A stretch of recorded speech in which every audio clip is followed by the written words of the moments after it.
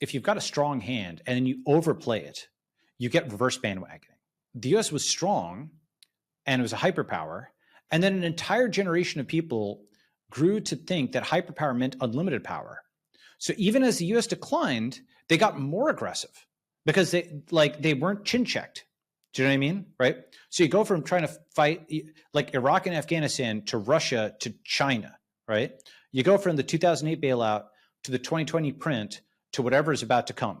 And when you print to infinity and you fight something that's stronger than you, you lose. So you've been juiced full of painkillers while the Fed has amputated every body part, so to speak. Okay. And then you wake up and you're like, holy shit, what happened? Don't tell me about your fake conspiracy theories. I want to hear about your successful conspiracy practice. Well, like the American Revolution, like any successful startup, like any successful activist movement.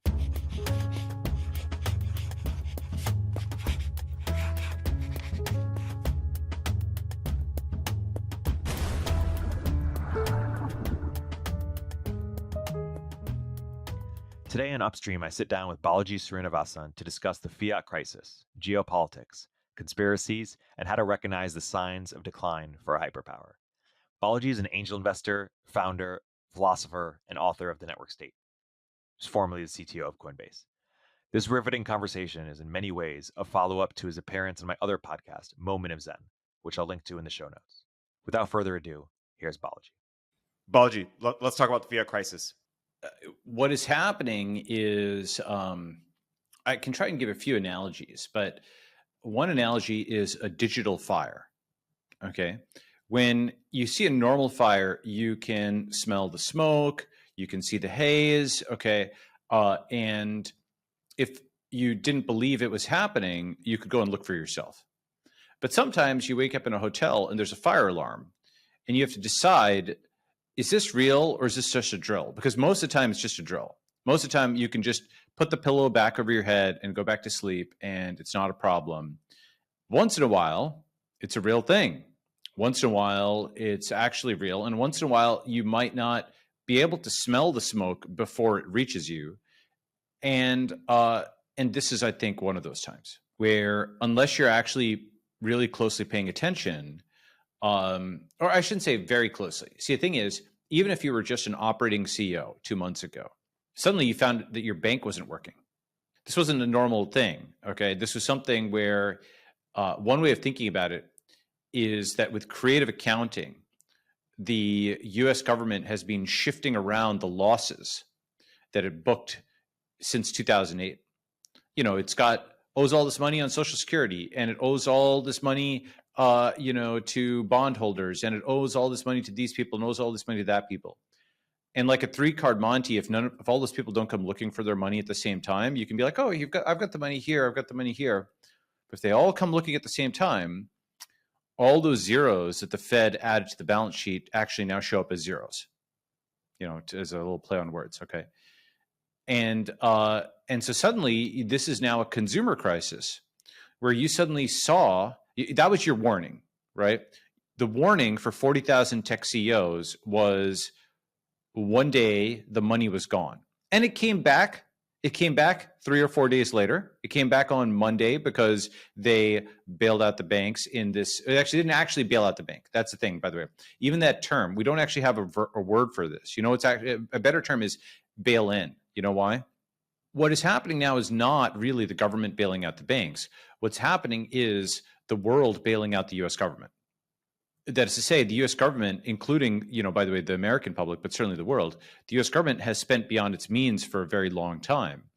And every dollar holder and everybody who uses the US financial system more broadly, that means you've got stocks that are on a US government controlled ledger, like a DTCC, that's like on Wall Street. That means basically, think about it, all the assets that the Russians or the Canadian truckers had seized, hundreds of billions of dollars of assets were seized, right? Think of yourself as like a Canadian trucker, right? Where your bank account can be frozen. Think of yourself as like the Russian government, where everything that you have that's on Western servers can be seized. That is what is going to happen. Everything that is not nailed down will be pulled into this gravitational maw to pay unpayable debts. And the thing is, when I say that, on the one hand, people will be either A, they're like, oh, that's not going to happen, or B, yeah, it'll happen, but at some point in the distant future, right, in the long run. But sometimes the long run is now, So let me so that is kind of very macro. Let me give specific things that are happening. So first, there's essentially like multiple shocks all hitting the system at the same time. And it's funny because Dalio is coming at it from a very different vantage point. But the categories that he enumerates, I think, are similar. Those multiple shocks that are coming, there's the financial shocks, there's the internal political shocks, there's the external shocks, and there's technological shocks. So the financial shocks. One of the proximate things, and there's so many different things in the economy that are broken. One of the proximate things is the US government sold billions and billions of dollars of bonds in 2021 to banks and other institutions that it then devalued in 2022, and then all those institutions are dying in 2023.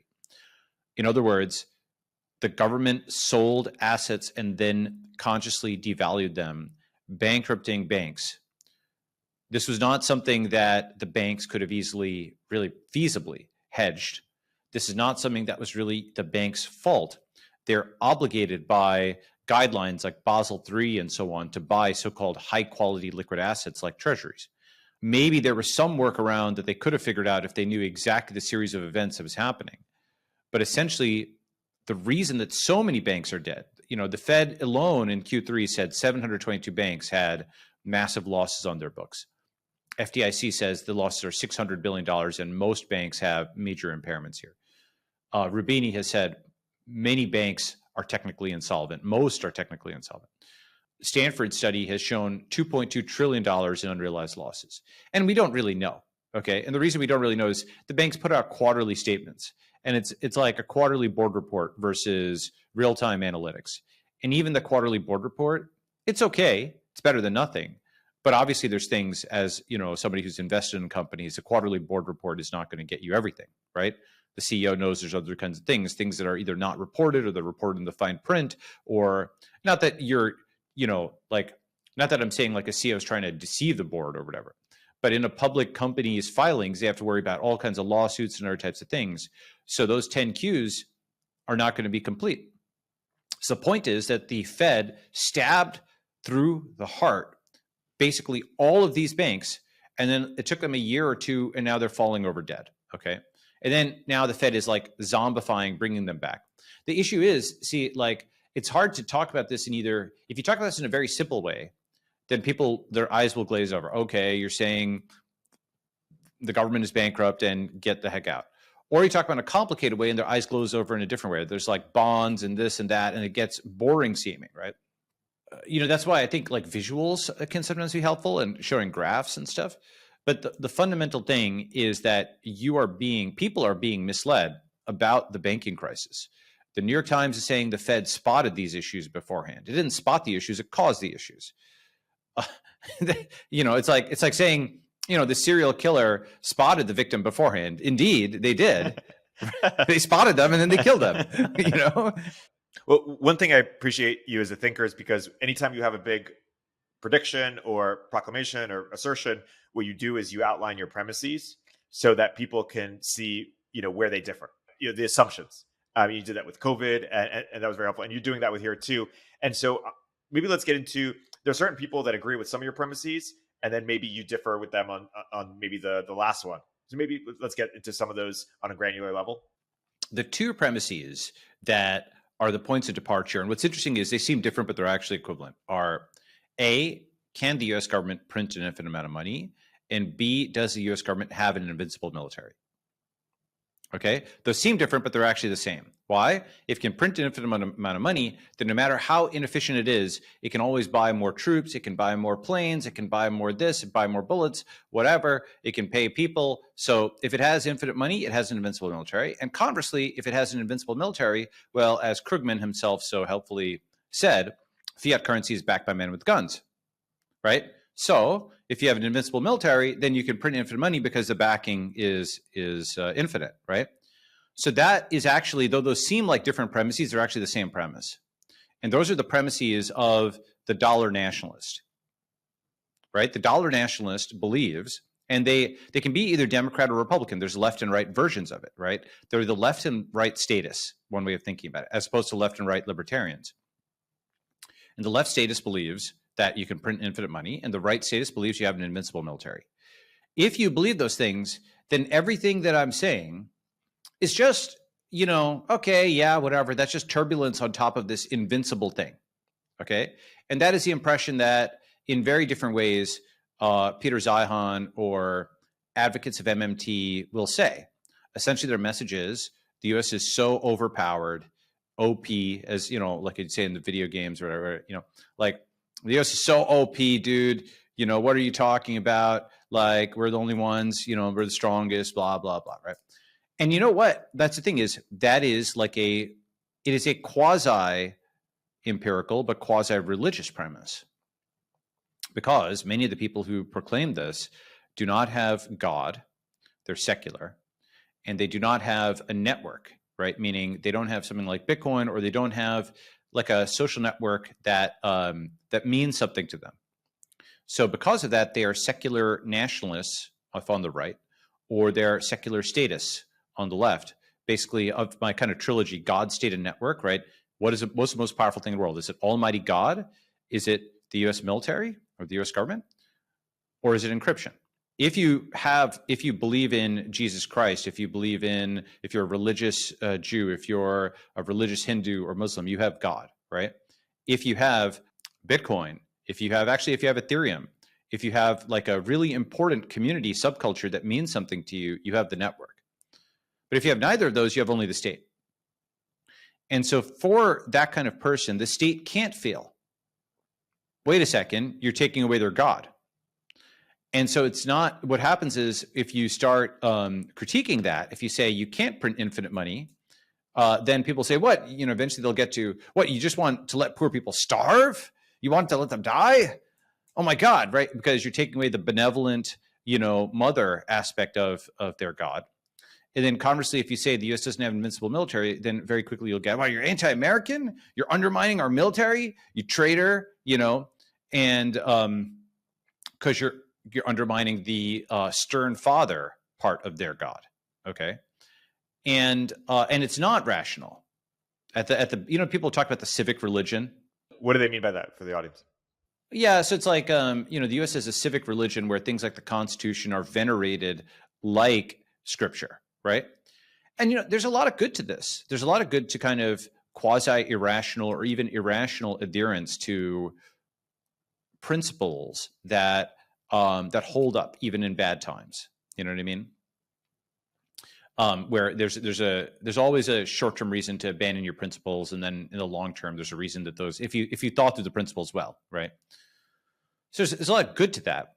But the bad to that is it can be abused. Okay. For example, those people who, want the state to solve poverty and so on by printing the money. Well, guess what? You know what? It's not really going to the poor. The working class is getting crushed by inflation.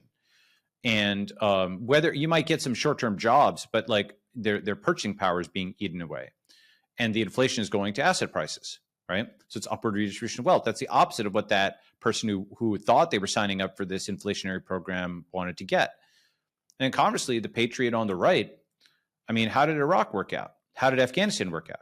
One thing that's amazing is how memoryless people are, where $8 trillion was just dumped in the desert, and the same language was used. You're an Islamo-fascist, anti-American who hates America for opposing the Iraq War. Remember all that, right? And the thing is that we've learned, like, it's amazing how much that's being memory hold. It's simply like, it's not even, people don't even bring it up in the discussion over China or Russia or whatever, right? But to pause for a moment of reflection on that, at the time in 2003, it seemed that there were only two options, or at least it was being posed as only two options. One, gigantic war, okay? Two, do nothing and hate America and give up and so on. Obviously, in retrospect, what you could have done was number three, which is special ops. Okay, you could have just taken a very surgical SEAL Team 6, whatever approach to getting bin Laden, and Iraq had nothing to do with it. And that was just a gigantic disaster that caused ISIS and millions of people dead and displaced and trillions of dollars burned and all kinds of soldiers dead, right? So arguing for the surgical route was the right approach. Hey, we'll continue our interview in a moment after a word from our sponsors. Secureframe is the leading all-in-one platform for security and privacy compliance. Get SOC 2 audit ready in weeks, not months. I believe in Secureframe so much that I invested in it, and I recommend it to all my portfolio companies. Sign up for a free demo and mention Upstream during your demo to get 20% off your first year. This is a quick note for listeners who might be interested in sponsoring one of our podcasts. We officially launched our media company, Turpentine, where we produce podcasts across tech, business, investing, and more. Our audience includes founders, executives, and key decision makers at large tech companies, as well as listeners like you. If you're a B2B or B2C company, you should consider advertising with us. We have a couple spots left for new sponsors, and we're also seeking lead sponsors for exciting new shows that are launching soon. Reach out to me at eric@turpentine.co or directly through our website if you're interested in partnering. Thank you. Back to the show. Okay, we have learned nothing from that $8 trillion kind of thing. In fact, what's happened is after the war with Iraq and Afghanistan, not the war with, but the Iraq and Afghanistan wars, $8 trillion, right after that, like someone's like a drunk will, they're so full of adrenaline that after they smash through like a table, they'll crash through a window and then bash into a car or whatever, right? So the rebound war after losing Afghanistan was Ukraine. Because in October 2021, all kinds of people were saying, oh, the U.S. military is weak and so on and so forth. And then really right after that, in Q4, they started escalating with Russia. And of course, it'll be, look, obviously Putin should have invaded and so on and so forth. Again, it's possible to have more than one opinion, right? You can believe that this is a totally unnecessary war and you can be sympathetic to Estonians and Ukrainians and all these people who've had their country blown to smithereens. And you can also say that actually there were other options other than this gigantic war. Again, just like Iraq, it's like, this stupid false binary, there's 50 options you could have had, right? You could still have. And now, so you go from losing in Iraq and Afghanistan to right now, by the way, 18 months after the start of Ukraine, 14 months, whatever the number is, you have Blinken talking to China about having peace in Ukraine. Essentially, total change of tone. Or Blinken is now the Secretary of State is saying you could have, work with China to achieve peace. And Charles Kupchan in foreign policy is basically writing, we need a new strategy in Ukraine. It's not working. And so all of the kind of hysteria of March 2022, April 2022 has now been dialed all the way back down in favor of we need to negotiate a peace. And Russia's going to stick around. And maybe it's like a frozen thing, like the Korean DMZ. There's 50. Once you start talking about peace, there's 50 options. Who the heck knows? Okay, but also recognizing that China's a player there. The U.S. cannot, like with Iraq or Afghanistan, the U.S. could unilaterally decide when war started and when war ended. Okay, pull out the troops. No other player. They didn't have to negotiate with China for peace in Iraq. Right. The fact that China is now a player at the table. Because with their support, Russia is standing up on, Russia is fine, right? I mean, or rather, obviously it's been hurt, but it's not dead, right? And the entire thesis was the financial nuking of Russia would kill it. And it certainly looked like that could be a thing because we'd never seen that before. But Russia lost hundreds of billions of dollars in foreign assets, was totally cut off from the Western financial system. But 85% of the world continued trading with it. Only 15% of the world sanctioned it. And that 85% of the world that traded with it is disproportionately the part that makes hard goods, that makes physical goods, it makes commodities, So Russia was not choked out. Russia wasn't strangled. It was fine overall. I mean, like it's what I mean by that it's taken a hit, but it's like nowhere near what people thought it was, right? So you're saying China has flexed its democratic muscles. You're saying we're moving to a multipolar world, basically. We're at a multipolar world. Absolutely, madam. Like just the fact that Blinken is talking about negotiating with China for peace in Ukraine is more like pre-1991. The 1991 to 2021 era is now over. The fact that the U.S. has to negotiate with another great power for peace, and the fact, obviously, that China has made peace between Saudi and Iran. Either China or China plus Russia are facilitating talks between Syria and Turkey. China has a deal with Brazil. China has a deal with France. All kinds of guys who are neutral And we're not talking the China, Russia, Iran axis or whatever, even if that's an axis. Like we're not saying all these countries are enemies of the US. We're talking about neutral countries like France and Brazil and Saudi going into partially or fully the Chinese camp. So that gets to the second factor, the external factor. We talked first, the financial factors. It's the Fed devaluing its bonds. It's the Fed returning to printing with BTFP. It is credit card debt and student loan payments are about to resume. It is the commercial mortgage or the commercial real estate crisis, rather, where markdowns of like 40% are expected. Every single sector of the economy you look at, there's just gigantic holes. And so that's the internal economics. And the external geopolitical is just that China has made advantage. Like the US dollar is no longer indispensable. Russia just proved that. That is the thing that I don't think people get. If it's not, like the major conclusion of the war, I'm sure you can take military conclusions. But the economic conclusion that every neutral party is looking at is in the middle of a giant war, you could switch over from the dollar system to another system. And as long as China is in your corner, you're okay. As long as China is still trading with you, you're okay. That is totally different than the world where the West could sanction somebody and just turn them off. Okay. We're also seeing that domestically where mainstream media can yell at you, but they can't cancel you anymore. Okay. We're seeing it domestically with the federal regulators. When a federal regulator in the 2000s would point at somebody and say they're bad, they just had to put up a letter on their website. They didn't have to do an enforcement proceeding or something like that. And it was like, Lord of the Rings, the ring wraith points at something and everything dies around them, like the bushes shrivel up, right? Yeah. Yeah. So like when the FDA in 2010 would go and like put up a letter on their website saying so-and-so company is bad, like employees would quit, investors would sell or they wouldn't re-up, customers would abandon it. It was basically like, what, they're selling poison? Holy crap. The FDA didn't have to do anything after that, right? It didn't have to, it just had to put up a letter expressing questions, okay? And that's actually good for the regulator because it's like minimal amount of force. It's not even a love tap. It's like they can say, the thing is, why does the agency prefer to do that? If they didn't do an enforcement action, they can't be sued. They, because what do? They just put up a letter asking questions. There's some stupid, of course they did something, right? But there's various legal doctrines and so on that basically say, well, they didn't do anything to you, so you don't have standing to go back at them and say that they illegally regulated you, despite the fact that all your customers and your investors and your employees all left as a function of their announcement. There's no ostensible liability, right? And but now you have the SEC having to get out there and fight their case on Twitter and take a huge amount of flack, and probably it's like 80-20 against them, and half of Congress is against them, and they're getting sued left and right. This is a completely different situation than what it used to be. Simply the fact that they're fighting means that they're not winning. It's a really deep point. You're saying power is decentralized? Power is decentralizing, yes. Not globally and internally. Yeah, this is the thing to understand. If you're genuinely a hyperpower, all you have to do is point at something, sneeze at them, and they're dead.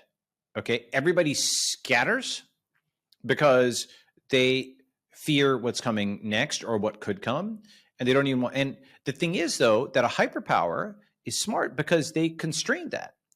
What Blue America has done in particular over the last 10 years is they have fought simultaneous all-out conflicts against tech, Trump, China, Russia, and then also India, Israel, Brazil, even France. Macron is attacked or whatever. Everybody has gotten attacked by Blue America, right? It's domestic and it's foreign. Now, of course, many of the groups that they're fighting also dislike each other, right? Republicans don't like the Chinese, and the Middle Eastern countries that the U.S. has been attacking don't like the Israelis, and so on and so forth, okay? But though that's resolving to some extent recently. But the point is that Blue America in particular is at war with the world. This is something to understand. Blue America is, America is 4% of the world, and maybe, 50% are Democrat, and then maybe half of that or less are elite Democrats, and that's like Blue America. So you can think of it as the 1% versus the 99%, okay? And when you're taking on the Republicans, like conservatives, and the grays, the tech libertarians or whatever, domestically, and you're taking on Russia and China globally, and you're also alienating all the guys in the middle, right? For domestically, for example, lots of center-left Democrats, just RFK coming out with the support that he has, whether you call him center-left or not. It's RFK, it's Greenwald, it's Taibbi, it's Li Fang, it's Barry Weiss, it's Nellie Ballas, all kinds of defectors from the NYT, all kinds of defectors from the establishment. Some of their very best writers have defected, okay? And, Thomas Chatterton Williams, I'm not saying they agree on every single point, okay? But the point is, blues have lost a lot of center-left people, not just Reds and tech libertarians. And then abroad, they're not just fighting Russia and China, formidable enough as they are, but they're also losing France and Brazil and, Saudi and other kinds of things that were thought to at least be in the Western camp.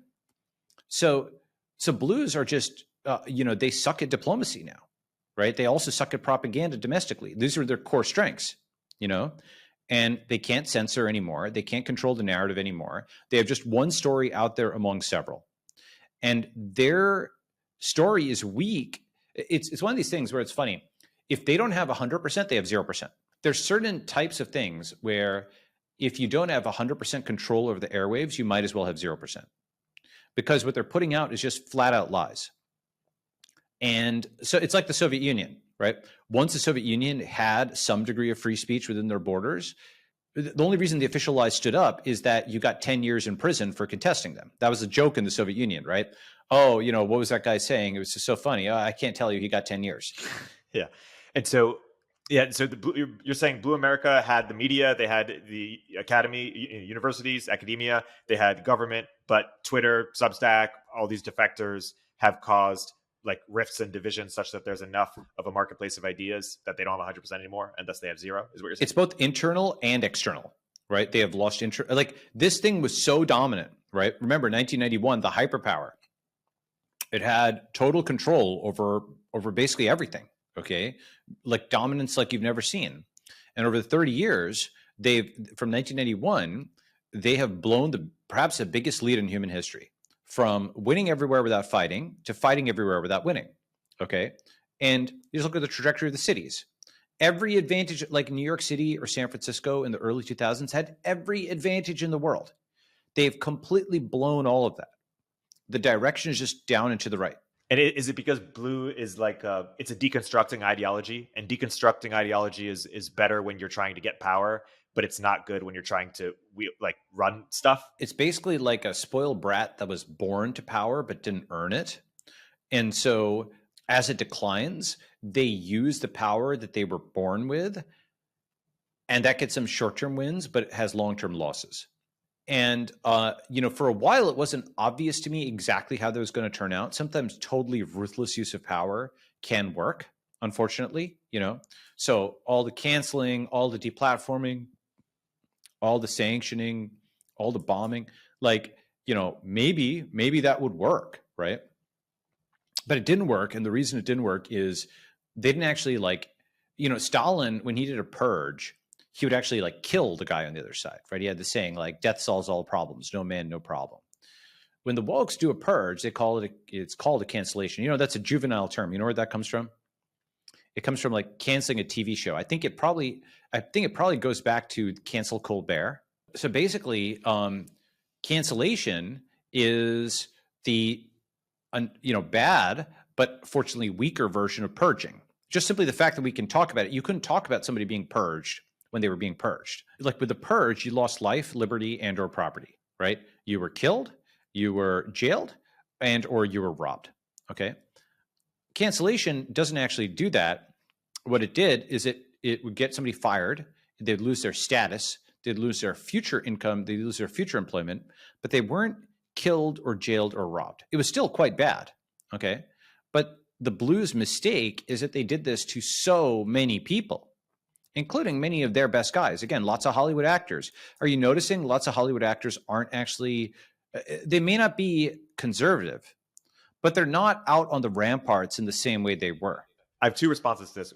First is, I think the spoiled brat analogy, it explains what's happening now in terms of why they're losing power, but it doesn't explain how they got it in the first place, right? Because the red America used to run the country to some degree, right? Blue America did take over power, the long march of institutions. And so there's something there. I think there was a red-blue. I mean, at its best, there's an aspect of both realism and idealism that work together. Where you have both the hard-headed capitalism and military, but you also have the higher ideals of free speech and equality and so on and so forth.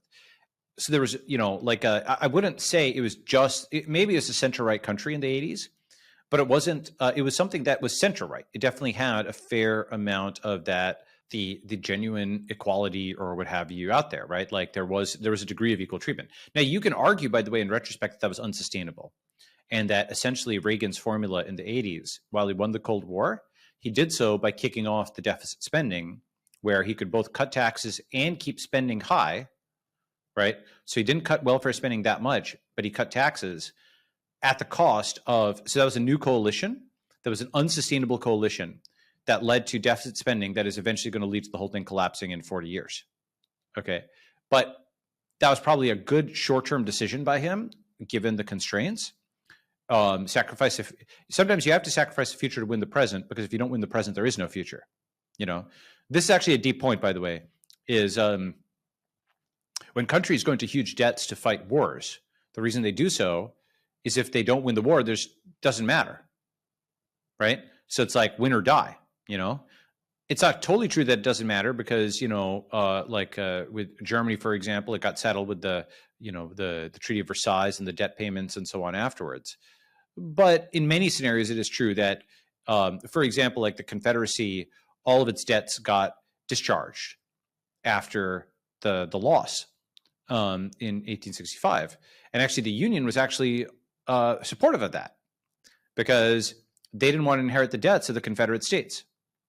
The reason I know about this is I was actually just digging into that, the 14th Amendment thing, right? And the reason that it came about was, the United States' debts shall not be, no one shall question the U.S.'s public debt, but the Confederates, you can question theirs. Loser pays. It's kind of like a lawsuit kind of thing, right? Loser pays. So that's why states go into massive debt to fight wars. And then when you understand that, you understand, okay, that's why they're incentivized to do that, not for wars, but for the drug war or for the war to win re-election and so on. If you don't win today, there is no tomorrow, right? So if you can go into that kind of debt and have somebody else pay for winning the war or the short-term re-election, you will. Duh, all right? But that sets up these structural incentives where you need somebody who is extremely long-term oriented and willing to sacrifice themselves for the short term in order to fix that. Or you need some mechanism by which somehow that long-term thing becomes short-term pain, and then it becomes an issue and people deal with it, right? This is an important point, because some critic might say, hey, you sympathize with red America, with gray America. Why don't you, like our friend Vivek, try to, help them defeat blue America? But I think what you're saying is that the structural incentives are such that there's no way America can, there's no surgical option here. There's no way it can balance its budget, so to speak, and pay off some of the debts, because the structural incentive is such that they would just keep printing in order to win elections. Is that your point? Well, that's part of it. But basically, I was trying to think about exactly how to phrase it in a precise way that encapsulates a lot. And I think the precise phrasing is, I'm really only bearish on blue America and everything they control. That happens to be a lot of things, but fewer every day. Okay, so let's take that sentence is short, or that pair sentence is short. It has 4 clauses. Let me analyze that. I'm really only bearish on blue America. What does that mean? That means the elite Democrats who are still loyalists, not the Hollywood actors who have just gone quiet, not center-left defectors like Barry Weiss and so on. I'm talking the ones who are still in the tank, So blue America is both the people, but it's also a land. It is blue-controlled cities, okay? And that's that's like large swaths of the northern and western U.S. Right? It's Portland, it's Seattle, it's San Francisco, it is New York, it's places like this. They have terrible financials, and then it's also blue states, terrible financials in general. Not every single one, but most of them. Like California has this massive, tens of billions of dollars budget deficit that's only going to get worse. Okay. And so blue America is a people, it's a land, it's also a way of life, it's a set of government, it's the Fed, and it is the Treasury, and it is big banks, and it is CDC and the FDA and the entire US regulatory state. Okay. That whole ball of wax, you can think of that as the Western present. Okay. Whereas red America is the Western past and gray America, the tech libertarians, are the Western future. Okay. So in the same way that Hollywood has movies on repeat forever, and we have 70-year-old, 80-year-old presidential candidates and really old Congress people on the blue side, that loop, that forever loop, is the Western present, or the bailouts of 2008, trying to bail out GM and so on. All of that is the Western present hanging on with its fingernails to something that is disappearing. Right? It's also globally trying to hang on to the quote rules-based order while violating it. It is trying to push all the technologies back into the garage, with regulation. It is trying to censor new ideas and so on. That is the Western present hanging on to this era that is slipping away, right? It's why you still see Tom Cruise in movies. He's like, 60 years old. The more the future doesn't look good for Blue America, the more they go back to the present and the very recent safe past, not the distant past, which is also unsafe to them. Okay. And, as that past gets further back in time, they actually become conservatives.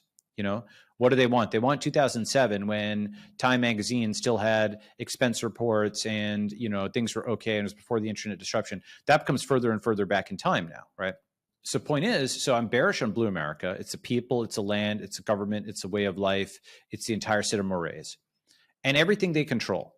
Okay. Which is, in theory, everything that's downstream of FDA, SEC, the Fed, the federal government, the blue banks, all of those institutions are in theory upstream, not just of hundreds of millions of Americans, but billions of people around the world, because, these regulations are upstream of lots of stuff.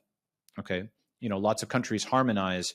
Basically the idea that other countries kind of outsource their regulation to the US. Exactly. Just like a small company will use Facebook login rather than implementing its own login, a small country will use FDA regulation rather than implementing its own regulation. And in this fashion, a country of 30 million people will just use that. And big companies like this because they just get through in the US and then they've got clean sailing in the rest of the world in theory. Right? There's a reason big pharma likes this. What it means is it's harder for small companies to innovate since you don't have regulatory diversity. So regulatory diversity is good for innovation. It's bad for getting to massive scale. It's an interesting point, right? Or at least it's more costly for massive scale. Some would argue you actually have worst of both worlds where you have to get both FDA and local things right now. And there's some truth to that. But I think we're in a transitional era. Point is, I'm bearish on Blue America and everything it controls. And that's a lot of things, but fewer every day. Right. So everything it controls, and that's a lot of things we're just going to talk about. Fewer every day, they're losing their grip. They're losing their grip over communications channels. They're losing their grip over individual states. Make America states again is happening. Both red states and blue states are. Have you heard that one before? Just from you in the Joe Lonsdale podcast, but that was good. It's good, right? So make America states again means that you're re-decentralizing. You're going back to the pre-1861 dispensation. What people used to say is they used to say the United States are. And after 1865, they said the United States is. Because before that, in the 1700s, early 1800s, like being a Virginian had an identity of its own. Being just like you might say someone's a New Yorker, they're a real New Yorker, they're a real Texan, right? That's still an identity we recognize. You don't really recognize, oh, that's a real Montanan. Okay, maybe a little bit, right? But like, could you tell the difference between an Indiana and a Pennsylvanian? I don't know. Maybe there's small things. Maybe those things are becoming larger now. Okay, but the point is that at least at a policy level, for sure, you can tell the difference between a red state and a blue state at a cultural level. Policy level, it's abortion, it's gun laws, it's drug laws, it's immigration laws, it's sanctuary cities, but it's also e-verify, right? The gap between California and Florida just grows larger and larger and larger every day. Eventually, what is that on a line with? That's on a line with disunion. I mean, disunion has already happened in the cloud space. Blue and red are different nations sharing the same geographical space. You can see that if you look at like the Vox polarization thing from 2011, or if you look at the CGR study on Breitbart from 2017, and that is just accelerated. Now you have truly different social networks. You can see that not even within the same, not even just on Twitter, like blues and reds talk to each other, but now blues and reds have their own social networks. Blues are on Mastodon and reds are on Gab and so on and so forth, right? So cognitive separation precedes physical separation. We're going to have something that's like an American partition. We already have. You mean like a division of the country or like a split? Partition is a specific thing that happened in India at the time that India got independence. Hindus and Muslims basically were on either side of the line dividing what is now India and what is now Pakistan. And the creation of Pakistan at midnight, basically there's this huge wave of Muslims going to Pakistan and Hindus going to India. And many people were, especially on the Pakistan side, pushed out, like Hindus were pushed out at the point of a sword. Millions of people were died. All kinds of property was destroyed. It's this very traumatic event within India, where you just say the word partition, everybody knows what that is. They've seen all kinds of movies and stuff on this, okay? And in many ways, one of the things I've talked about is how history is running in reverse and how India is becoming more similar to the US of the 1950s, and the US is becoming more similar to the India of my youth. So one major insight I had earlier this year is that America is becoming more like the old India, and India is becoming more like the old America, a convergence I never would have predicted in the 80s. It's America that now has an absolutely world-class group of highly intelligent people trapped in a tragic commons and ruled by a dysfunctional state. America is a country that's now racked by communalist violence, socialist lunatics, and racialist obsessions. It is America that will soon give birth to an impressive international diaspora, fleeing economic craziness, ethnic conflict, and potentially geographic partition. India, by contrast, is more similar to the God and country America of the 1950s than the woke America of the 2020s. It has fashioned an ideology that has unified a population of many Indian sub-ethnicities, much like the 1950s US unified many European sub-ethnicities.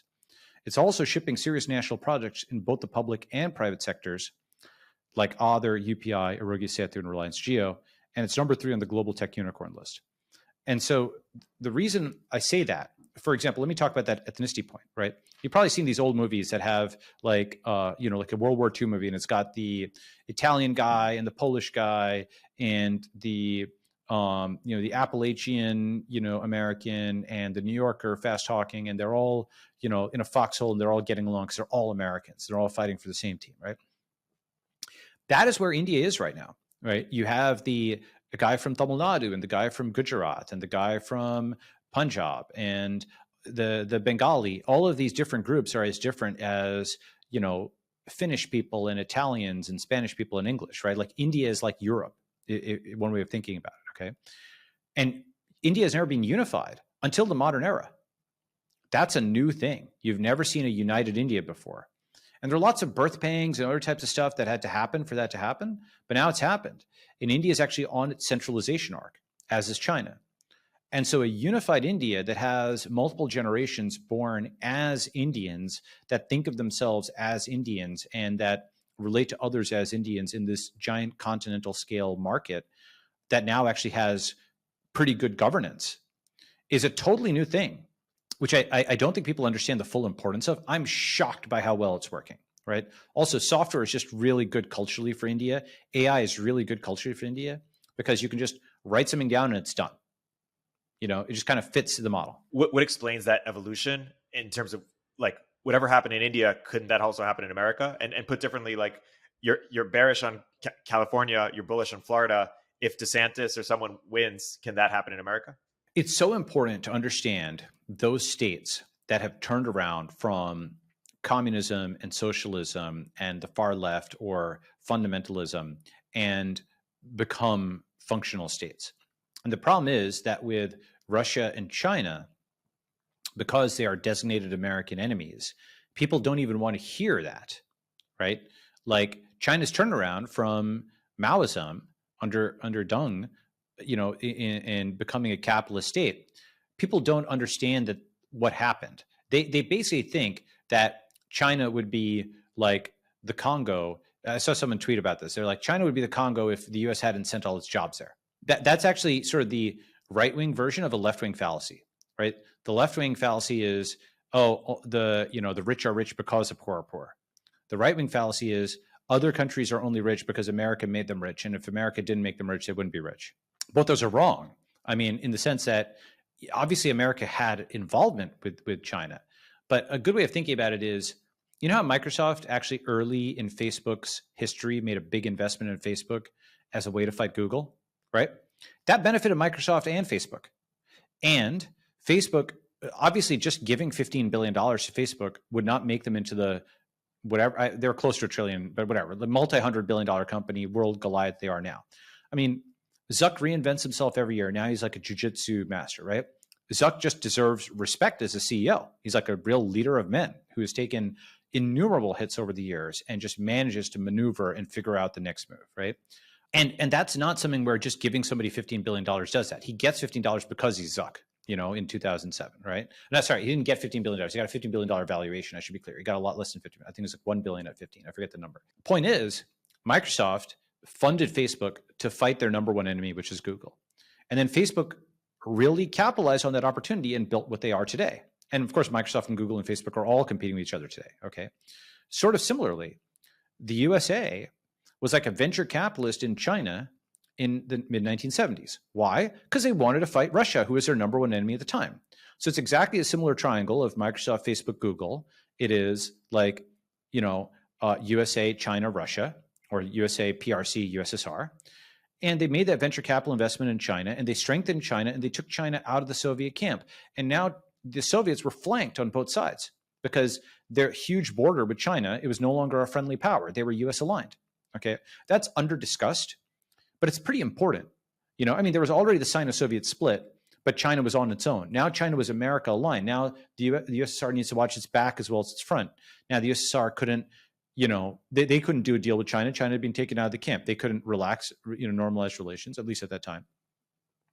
So US gained a ton from that geopolitically, A, and then gained a ton from it economically, because essentially the entire blue American lifestyle has been on the backs of Chinese people. There's a lot of hard work that those guys put in, right? Over a generation, two generations, arguably, depending if you call a generation 40 years or 20 years, 45 years of absolutely grinding by the Chinese people got them where they are. And so you have to just respect that. I mean, here's the thing. Are there tons of stuff that the Chinese government does that I disagree with? Absolutely. Do I want to live under the surveillance state? No. Am I concerned about their emerging power? Absolutely. All of that stuff is true, but you have to also you just have to respect the degree of accomplishment there, because it's a ferocious adversary. If you go into it saying, like Zihan, again, I'm not trying to beat up on him. I have no beef with him. I just disagree with his premises. The U.S. has this huge, powerful blue water navy. China does 100 to 300x the shipbuilding of the U.S., right? China builds I've shown you these graphs, right? Like the one on steel, right? Just maybe put up the steel graph. You have the visual capitalist steel graph. Google visual capitalist China steel. Okay, just this graph alone will make the point if people haven't seen this. Look at where, all kinds of people will give me these historical arguments. They'll be like, not even historical arguments, they'll be historical slogans. They'll say, when I bring up all these points, they'll say, oh yeah, but Balaji, look, the U.S. it's a sleeping giant and it's going to be filled with a terrible resolve. That's what the Japanese discovered after they bombed us during Pearl Harbor. Or they'll say, as Churchill said, the U.S. does the right thing after doing everything else. You don't get it. We're going to figure it out, right? So first is, the world was just completely different 50 years ago. This graph makes a point. 50 years ago, all right, do you see on the left-hand side of this graph, you see where the US and China steel production is? Okay. The US is about 10x where China is. China's that thin red line, thin. Now, 50 years later, China makes more steel than the rest of the world and about 14x what the US does. So from a 10-to-1 US ratio 50 years ago to 10-to-1 the other way, okay, it is just completely unrealistic to think that the US can fight its factory. People do not get this. They're just totally unrealistic.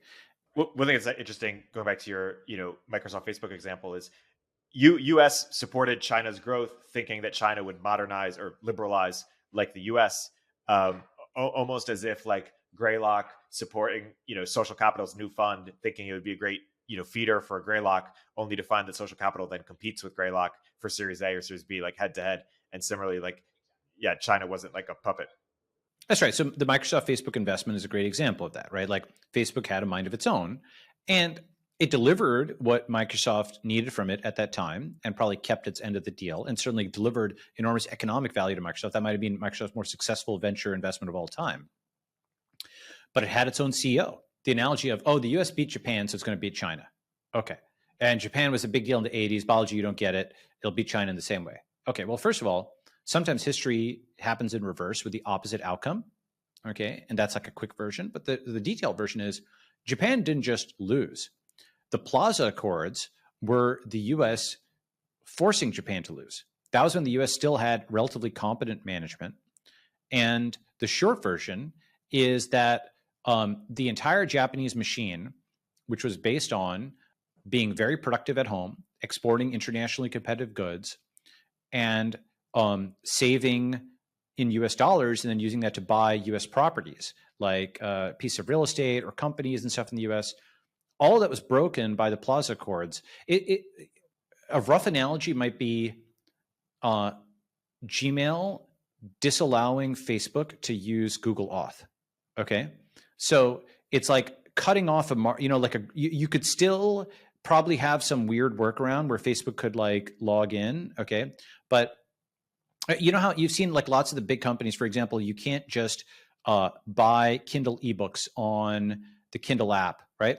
Apple and Amazon just cannot come to a deal on that, and so the market access is being kind of cut off for Amazon, right?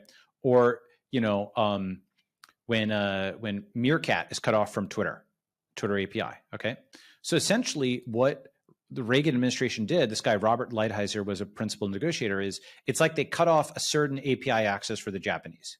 That's a very high level, imprecise way of thinking about it, but essentially the Japanese were arbitraging a certain growth strategy that the US cut off. And why could the US cut it off? Why did the Japanese accede to the Plaza Accords? There's several reasons, but one of the biggest is Japan is an American colony. That's the thing that people don't get. It's not really a sovereign country. The US has tens of thousands of troops there. It literally wrote the Constitution. And at the time, Japan, by the way, one of the most underappreciated rivalries in world history is the Japan-Soviet or the Japan-USSR rivalry. That's actually, in some ways, the most important theater of World War II. You know why? So there's a great book, Stalin's War, that talks about this, which is we all know, just to digress on this for a second, we all know that the US fought Japan, and we know the US fought Germany, and we know that the Germans fought the Russians. Okay. But in this giant bar brawl, why don't we hear about the Russians fighting the Japanese? Because they're adjacent to each other. That should have happened because the Germans are adjacent to the Russians. They fought them, the US, right? So why didn't that happen? Well, first of all, it did happen. Basically, the TLDR is the Japanese beat the Russians in 1905 in the Russo-Japanese War, which was one of the most important conflicts in world history because it was the first time that a quote, non-white power had beaten a white power. It was the strongest non-white power and it was the weakest white power, but it still showed that white power might not be totally dominant. And so an underappreciated thing that people don't get, Japan became like the champion of anti-colonialism for like decades. A lot of the early African Americans like W.B. Du Bois were pro-Japan because of this. A lot of the Indian anti-colonialist activists were pro-Japan because of this. Okay, so Japan it wasn't just, quote, far-right imperialist. It was also, in an interesting way, far-left anti-colonialist, what at that time would be considered far-left. It was an interesting fusion of these, okay, where it was the non-white champion, okay? And in an alternate reality, when the US and USSR won, the US took the side of the right and the USSR took the side of the left. The USSR was the champion of the third world and the US was the Euro. In the alternate reality where Germany had been the right and Japan had been the left, if Germany and Japan had won World War II, then Germany would have been like the Aryan supremacists or whatever, and Japan would have been Third World Revolution. That's actually the tendencies from beforehand, right? Okay. But coming back to the Soviet-Japanese theater and then coming back to Japan-US, the Soviet, the Russo-Japanese War was this huge humiliation for the Russians. And it was something where after the Russian Revolution, even though the new guys were communists and they were not Tsarists, they changed the ideology around. You know what they couldn't change? The geography, right? They're still adjacent to Japan, right, on the eastern, side of Russia. And so they still had a rivalry with Japan. And for the next 20 or 30 years, this book, Stalin's War by Sean McMeekin, makes a really fascinating point that a high priority, maybe the number one priority of Soviet foreign policy was to get Japan and the US to fight because their two capitalist rivals would fight each other, okay? And they did this with actually a bunch of Soviet spies riddled through the Americans, okay, like Harry Dexter White and other guys like this. And they would manipulate various memos and stuff like that to Roosevelt think about how journalists would misrepresent what happened in, the famine of Ukraine. Like they said, oh, Stalin was just liquidating them in the sense of just liquidating them into the masses. He wasn't actually killing them, but he was actually starving them to death. When you have false reports going out like this, it's like it's sort of like sending a false signal to a computer, and it moves the arm this way versus that way. Okay, it changes world history. So false signals were being given, incorrect signals that got the U.S. and Japan to fight. I'm not saying Japanese were good guys. I'm not saying, the Soviets were good guys or whatever. I'm just saying the U.S. partially got played in that and Japan got played as well into a fight between the U.S. and Japan. And that's why also there's another aspect, which is the Battle of Khalkhin Gol. And that happened right before the big outbreak of hostilities in World War II. And the Japanese and the Russians fought. And the Japanese got hit bad enough by the Soviets that they didn't open up that second front. Had they done so, you have a totally different outcome. Because if the Japanese had gone and attacked, let's say, Vladivostok, and they'd gone after the Soviet Union, as opposed to the US, and they had pincer attacked the Soviet Union with the Germans from the West and the Japanese from the East, and they hadn't given the US a reason to enter World War II, you have a totally different outcome, right? Anyway, point is, coming all the way back up, the Japanese-Russian relationship or Japanese-Soviet relationship, certainly in the early part of the 20th century, was a pivotal part of world history that is understudied. And because you have the border of these two superpowers, and why didn't they get into it? Well, they did, and actually it's just been under-discussed. Part of the reason it's under-discussed is probably there's a lot of historians that are sympathetic to the Soviet cause. And talking too much about why they didn't fight starts revealing what Sean McMeekin revealed. And he's looked at the archives and shown that the reason they didn't fight is because the U.S. was riddled with communist spies. Okay. All right. Coming back up. And of course, there's Venona. That's NSA declassified a bunch of cables after the Cold War. And it basically showed that they had lots of communist spies in the U.S. that they were tracking. And this, by the way, shows that conspiracy theories are true in both senses. Why? First is the charge there were lots of communists in the U.S. government was true. And second, this huge code-breaking operation called Venona that would have been of political value to the right and to the left was never revealed. Why would it have been of value to the right? It would have proven the right. Why would it have been of value to the left? It would have uncovered the fact that communist spies were being found in the US, since they would have broken the spy ring. Okay, right would have gotten short-term political advantages, left would have gotten long-term political advantage because those spies would have gotten rolled up. The Soviets would have known that the codes had been broken. Yet for a reason, it was never put out there in public. Maybe people know about it, but it was never put out there. And by the way, what the opposite of the conspiracy theory is? No, what is it? The official story. Yeah, exactly. That's good. Right? That's good. And it's funny because actually that's in the Encyclopedia Britannica definition of conspiracy theory is that it is not the accepted view of events. There's a few more lines I have on the conspiracy theory thing is actually really interesting, just to digress on that too for a second. The opposite of a conspiracy theory is a complacency theory. It's a narrative of events that tells you to be apathetic and not care and just be complacent. Oh, it's not a lab leak, right? Oh, there's no virus. Oh, there's no banking crisis. Oh, there's no inflation, right? It's calm the population down, treat them like cows, let them not panic, right? Because the premise is that there's only apathy or panic. There's no calm preparation in the middle, right?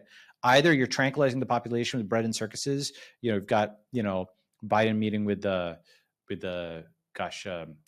Ted Lasso, even as, the Fed has emergency meetings, for bailouts, right? Or you have the other side, which is panic. Oh my God, right? And there's never calm preparation. And then third is, don't tell me about your, fake conspiracy theories. I want to hear about your successful conspiracy practice. Well, like the American Revolution, like any successful startup, like any successful activist movement. I mean, go and look at a great example of this is Claudette Colvin. So Claudette Colvin, Google Claudette Colvin. Alex Jones would say Rosa Parks is a crisis actor. Okay, so what I mean by that is, I'm on Rosa Parks' side. Okay, but the point being that if you read this NPR article, it's talking about 50 years after the fact that the entire Rosa Parks episode was a test case. It was not some organic thing, and then people jumped in afterwards. They were looking for a sympathetic plaintiff to cause an incident and be covered in a certain way, and then cause a case that would overturn a law. And their initial person to go and sit on the bus and cause this incident was a woman named Claudette Colvin.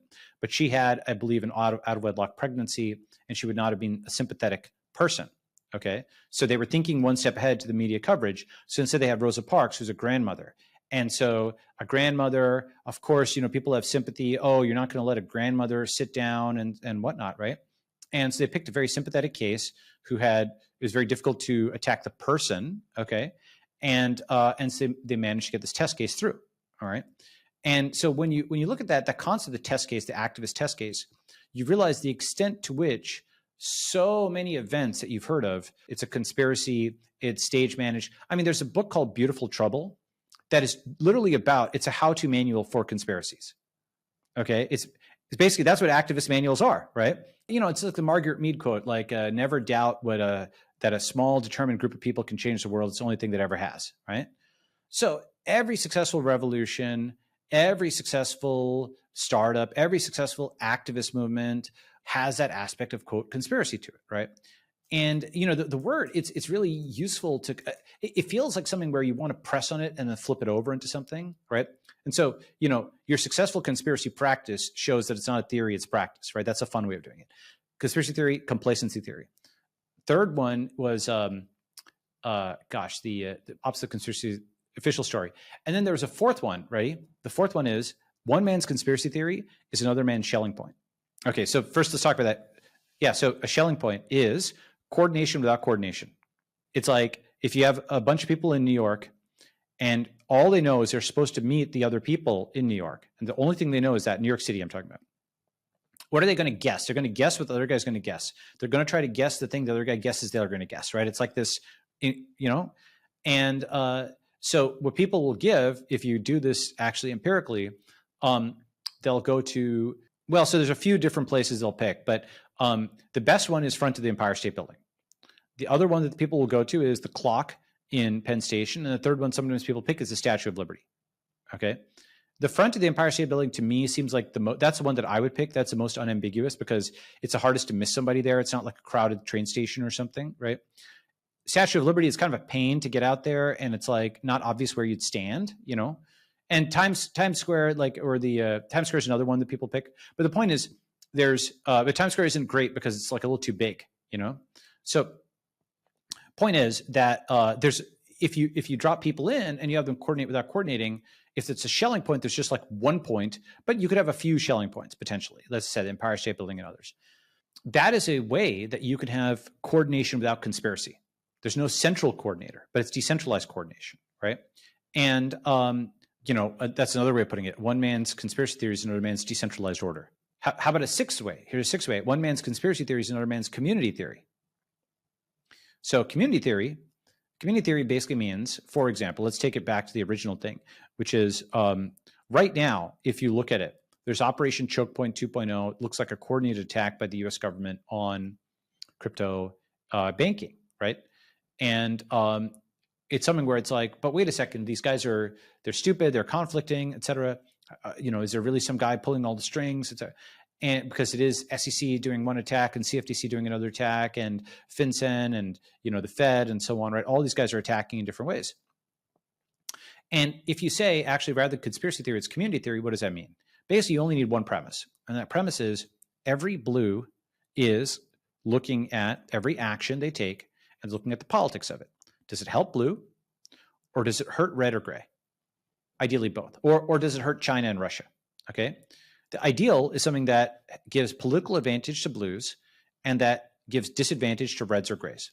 And one way of seeing this is every action is politicized. For example, even the COVID vaccine in late 2021, there was that line that was added to it, which said something like, Republicans will die alone if they don't take the vaccine. I forget exactly what it was, but do you remember that, like in late 2021? It was something along those lines, right? And it was just not something where that was the language of a Hutu talking to a Tutsi. That was the language of a Sunni talking to a Shiite when they're at war, That was not the language that you use for somebody who's still in your tribe, right? That is one tribe who's forced to interact with another tribe, So, you have 500 different signals on this showing that blues are nationalists for blues. That's the thing. They're not nationalists for America. They're nationalists for blues. that's in return, reds are becoming nationalists for reds at the level of Florida, right? At the level of Texas and so on. So that goes back to my question. If DeSantis wins, why aren't you bullish on America then? I think that I'm not sure what do I think? I'm not even sure 2024 is like a normal election. I think, the combination of economic crisis, of states flying apart, see, the problem is, okay, let me give the sci-fi scenario. The sci-fi scenario is this is 1989, and by 2 years later, the U.S. as we currently know it is the decentralized states. It's like it's at a minimum the dollar states and the Bitcoin states, or it's broken into pieces, right? The sci-fi scenario is basically something along the lines of red states and purple states legalize Bitcoin. More than legalize Bitcoin, do you see Texas is passing an anti-seizure law? The right to hold Bitcoin shall not be infringed. Okay, that's pretty important. That's really important. There's a lot of other bills like that making their way through different states. Okay. So if shall not be infringed is in some states, okay, and it's a fresh bill, it's a new bill, it's something that was passed with intent by the current legislators, okay? And on the other side, you have a bankrupt federal government that is trying to steal all the money, seize all the money like it did to the Russians and the Canadians. That is the kind of thing that can bring the union apart.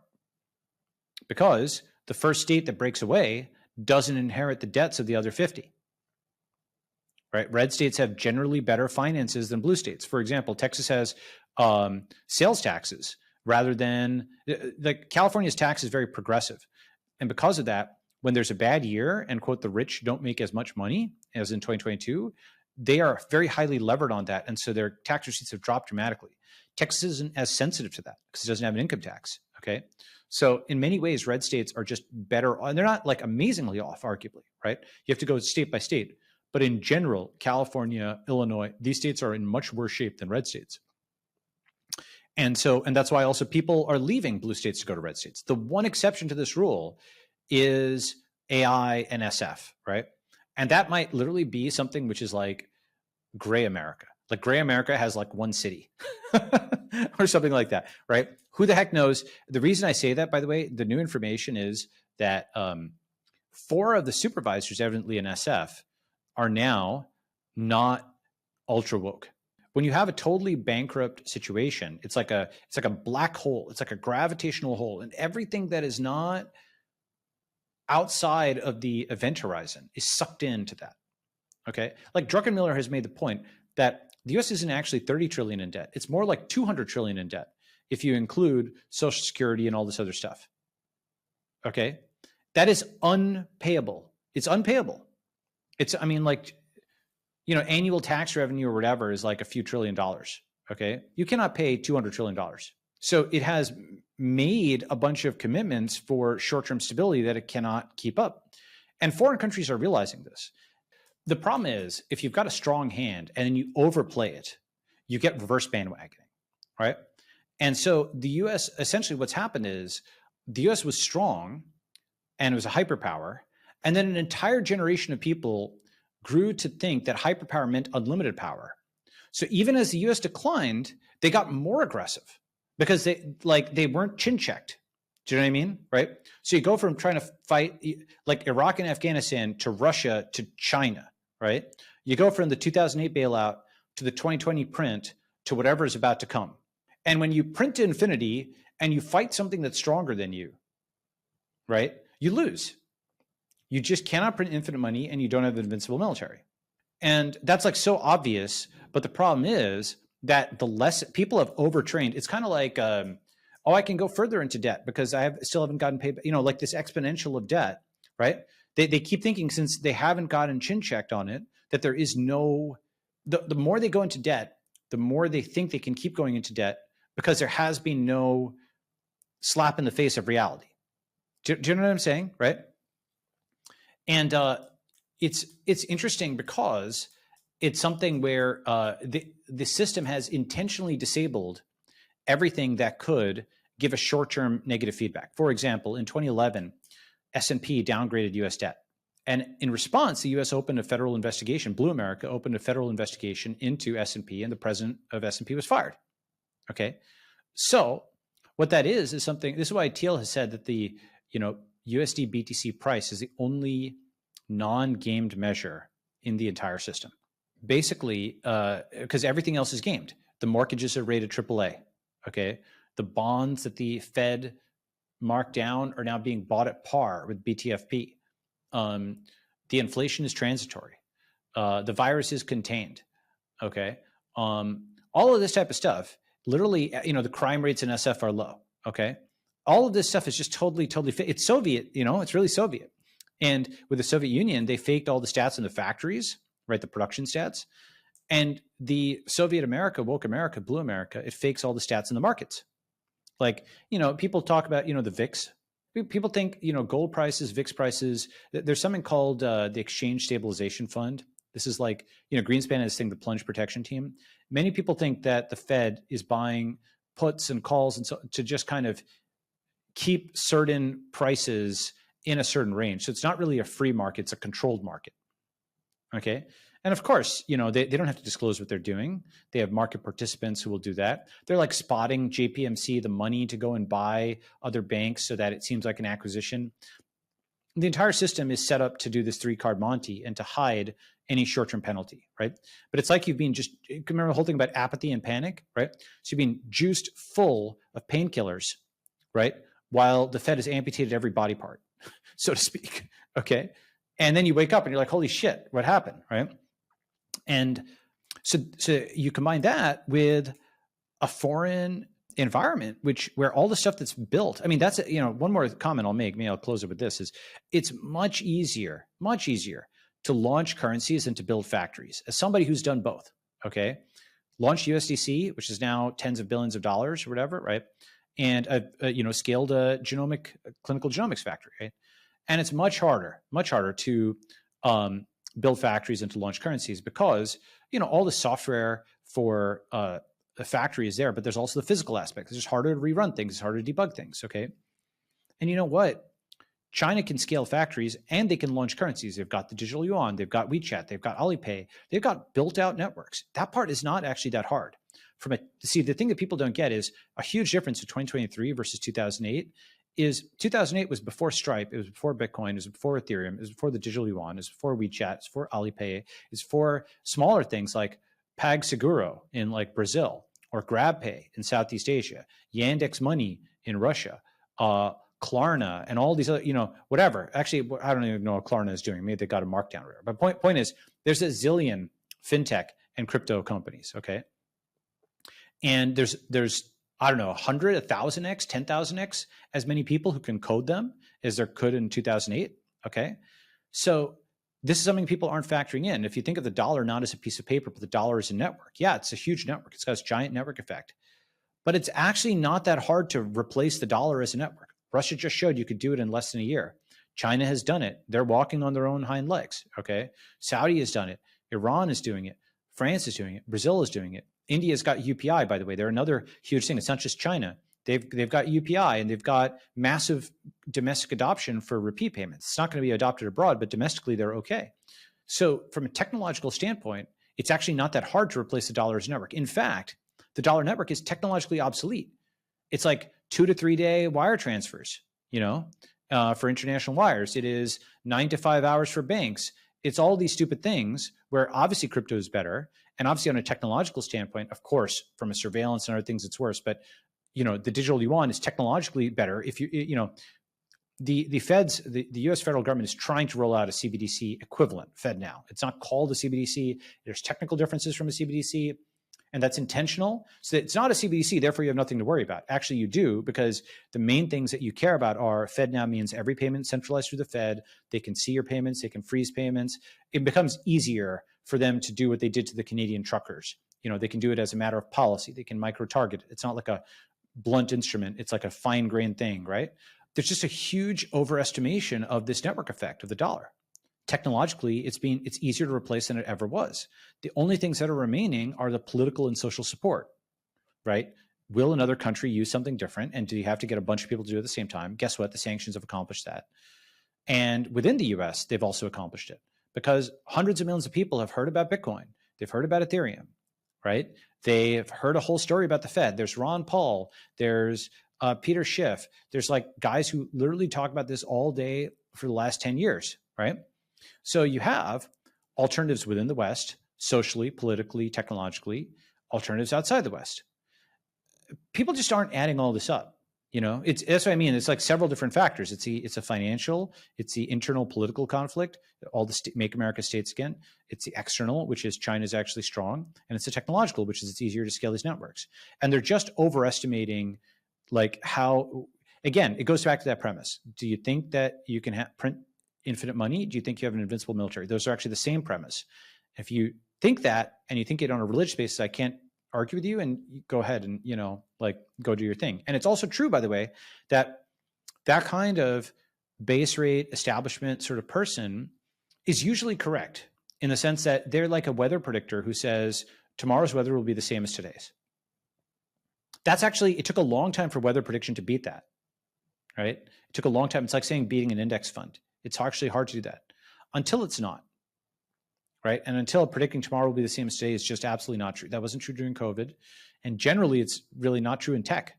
Tomorrow's can be very different from today. Right? AI is very different. Cell phones, mobile phones, huge difference. Media, if they planned on tomorrow being the same as today, they got killed on that basis. Right? China, they're much stronger today than they were in the past. So the base raters, I think in general, are getting wrecked on many things, but they still think that fundamental system underpinning it all, that world order that the Western president is trying to hold on to, that will somehow remain stable when everything else is going away, when the media power is going away, when the manufacturing is going away, when the money is going away. I don't think that's the case, but we'll see. I think that's a good place to wrap. This has been a fascinating deep dive into the fiat crisis. Balaji, thanks for coming on the podcast. Upstream with Eric Tornberg is a show from Turpentine, the podcast network behind Moment of Zen and Cognitive Revolution. If you like the episode, please leave a review in the Apple Store. Secureframe is the leading all-in-one platform for security and privacy compliance. Get SOC 2 audit ready in weeks, not months. I believe in Secureframe so much that I invested in it, and I recommend it to all my portfolio companies. Sign up for a free demo and mention Upstream during your demo to get 20% off your first year.